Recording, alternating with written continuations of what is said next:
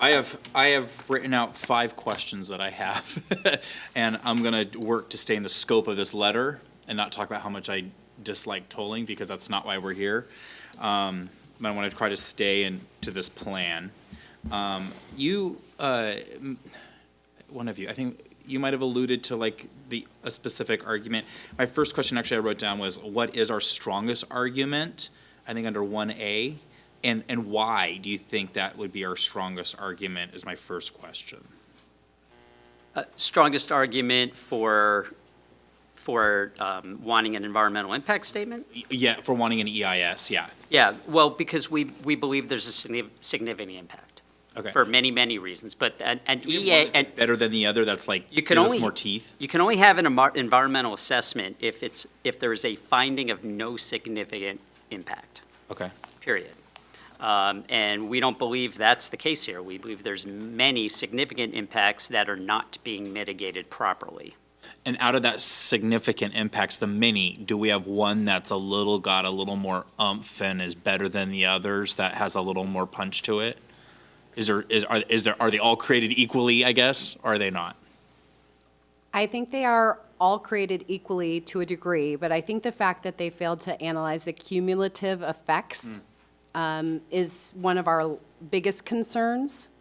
And there are a lot of rules in the federal guidelines about analyzing projects that are reasonable to expect to be occurring in the near future. At the same time, there are rules that you cannot ignore those, which is essentially what they've done with the RMPP. They've set those aside and said, we're just looking at 205 here. So that cumulative effect argument, I think, is probably one of the highest on our radar and one of our largest concerns. Thank you for that. Given the resistance of our state representatives to allowing the public to be heard, is there any opportunity to get ODOT to conduct the EIS, or to have the legislature direct them to conduct? Can the legislature say to ODOT, we want you to do the EIS? Is that an avenue potentially? I don't think it is, because it's a federal action. Okay. And so it would have to come from the Federal Highway Administration. Okay. Oh, go ahead. Just a minute, point of clarification, but yet, in our 36-page report, we asked them to do an EIS, correct? Well, then the legislature can do it.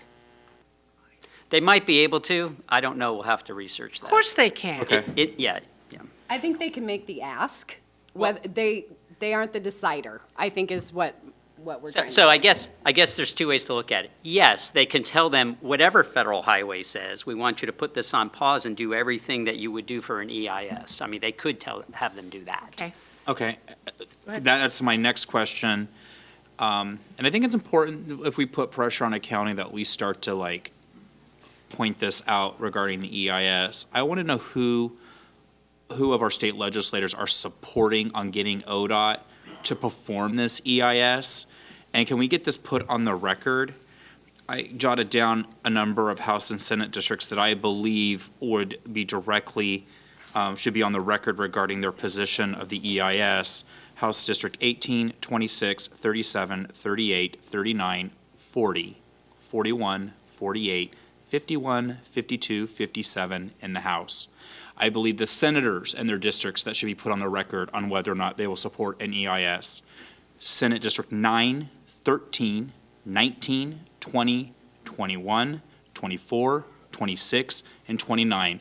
I hope to see a comment, yes or no support for EIS from every single one of those legislators, and most of those all touch Clackamas County. I'm tired of it being so silent and our representatives not speaking up against this issue. ODOT states tolling can be a reliable funding source. We need to make an ongoing transportation improvements, and it has the benefit of reducing congestion at the same time as it raises revenue. That's their claim. How much cost will be shifted to our county and local governments for our maintenance and improvements? Is my question. Well, that's a great question. I definitely don't have a specific answer for you, but there will definitely be a shift.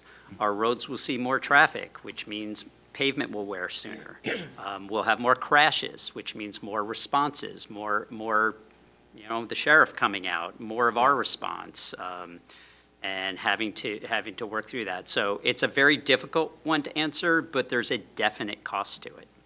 But part of it is we don't even feel like we have a real good feel for what the impacts even are yet. So it's very hard to put a finger on it. It sounds a lot like a more monstrous version of an unfunded mandate. Oh, Yeah. And my last comment and question with ODOT.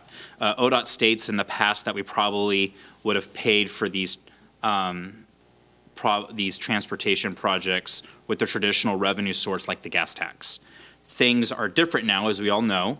People are making a switch to electric vehicles. 13% of the new vehicles board of the newly registered vehicles in December, 13% of them were electric. That's the last month's data.